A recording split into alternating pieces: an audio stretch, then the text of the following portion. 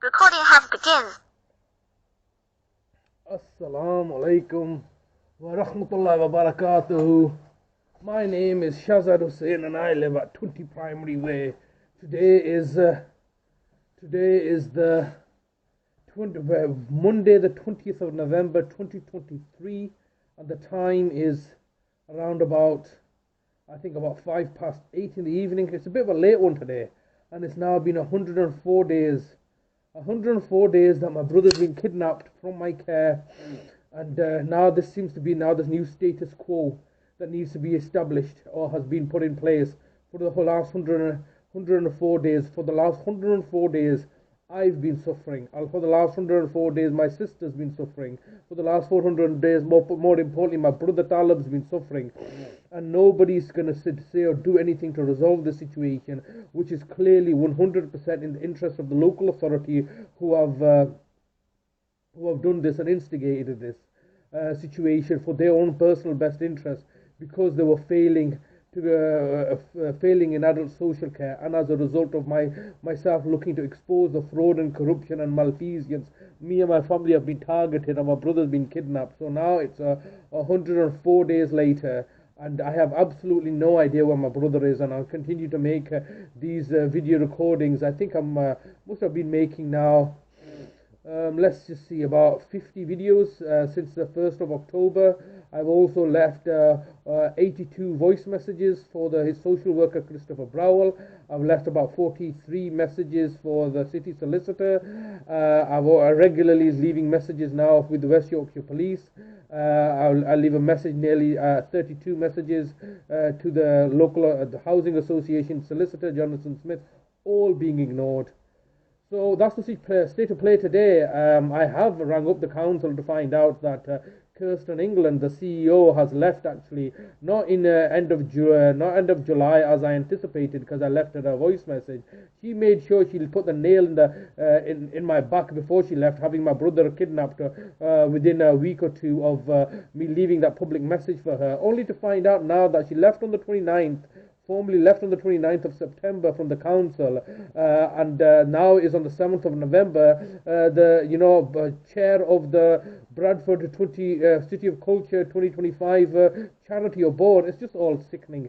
They all just go around the circles in order to advance their own careers at the expense of me and my family's human suffering.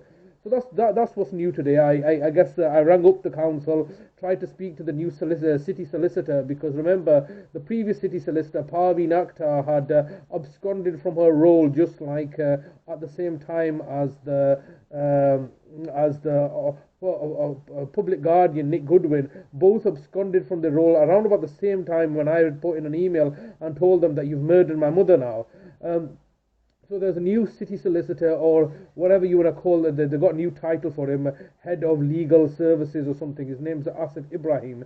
Obviously, he's in charge of Mr. Graham Kenner, ultimately accountable for Mr. Graham Kenner's refusal to engage with me. So it's all very cloak and daggers in the background. They're not telling me who the decision maker is, or refusing to engage with me directly, leaving me at arm's length, telling me to deal with people like Christopher Browell and Graham Kenner, when the reality is that they themselves are subordinates, taking instructions from the true decision makers, who are the executive body, who refuse to engage with me. But okay, so that's the first thing today.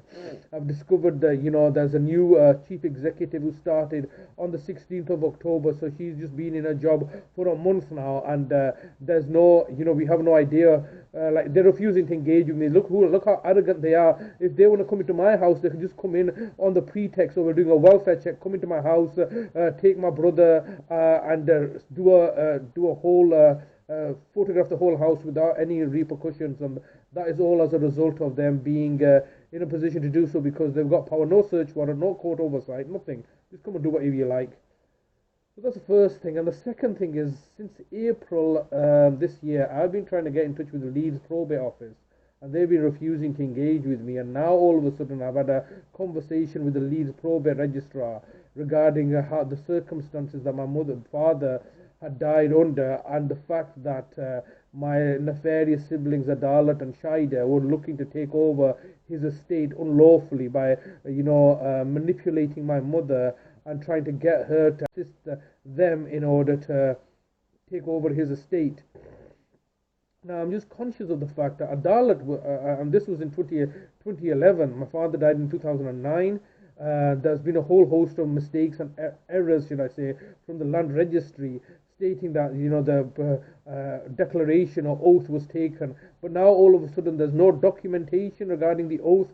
It seems very bizarre to me, and the reality is that the reason I believe that the probate office have been reluctant and reticent to in order to deal with me is because they have at the time there was an enterprise underway then in 2010 where my mother had left and was living with my sister Shaida at 38 Gwyn Avenue in Bradford, where both Adalat and Shaida were colluding and working closely with Bradford Council then in order to have my mother make allegations against me so they can target me in 2010. Eventually my mother said, look, I'm having issues with my son, but I refuse to make a statement against him, and therefore the whole situation fell apart then. But social workers were involved in I think it was Naila something.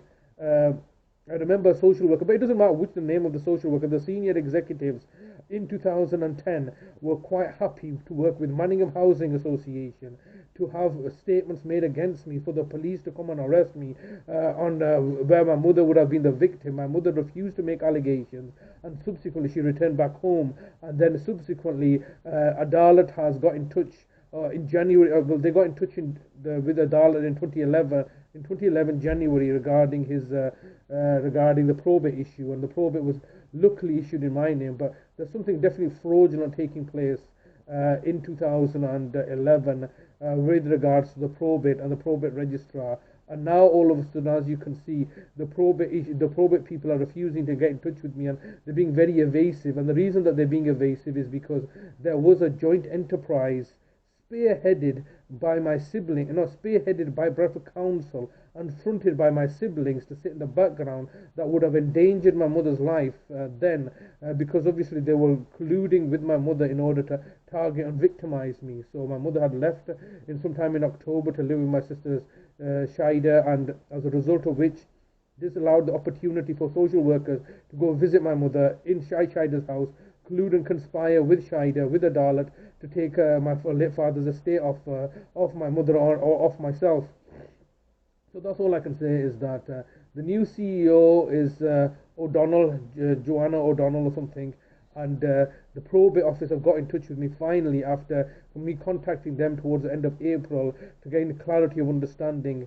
And yes, the situation today is diabolical. So you can see when you look back in hindsight that they've always been targeting me, and several attempts have previously been made to victimize me. And even prior to my father's dying, they were, I think in February, looking to target me. The social workers were looking to target me, particularly Najm Salim, who's been the longest serving villainous individual in this whole enterprise, going back easily into the late 90s.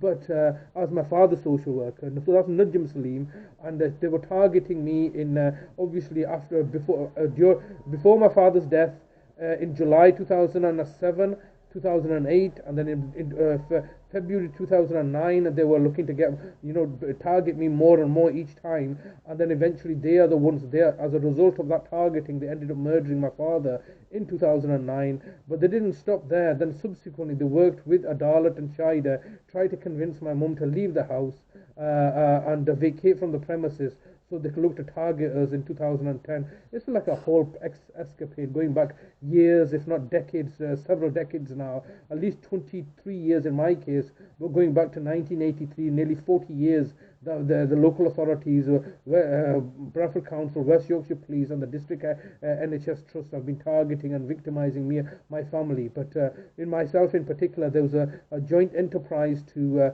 entrap me, entrap me in and target and victimise me in 2010. All colluding and conspiring with the authorities, the social workers, were looking to pressurize my mother into making statements against me so they could target me while she was living at 38 Gwyn Avenue.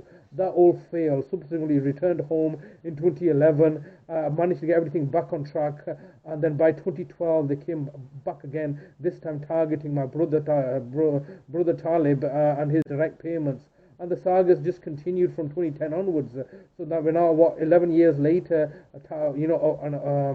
11 years later, and it's been a overt targeting, whereas prior to 2012, prior to July 2012 and August 2012, it's always been covert targeting, whereas it was in the background. It's not been so overt that they've been targeting me. In July and August 2012, they've been overtly targeting me because of the direct payments issue, and then subsequently doing all these villainous actions for the last 11 years. But going back a further 11 years from 2011 back to 2001, 2002, they've been targeting me, in the background for 10, 11 years. They've been covertly targeting me, whereas from 2012 onwards, it's been over targeting, and I'm still here surviving as best as I can. But yeah, they've now taken my brother and continue to target me. So I think we should just leave it there. So, not suicidal. I'm not going to kill myself, and obviously I'm going to expose these lies and corruptions. They're looking to say that they're a city of culture, when the reality is they're a city of vultures that are murdering people and then covering it up, and nobody's any the wiser. So there, we'll leave it there. Allah Hafiz.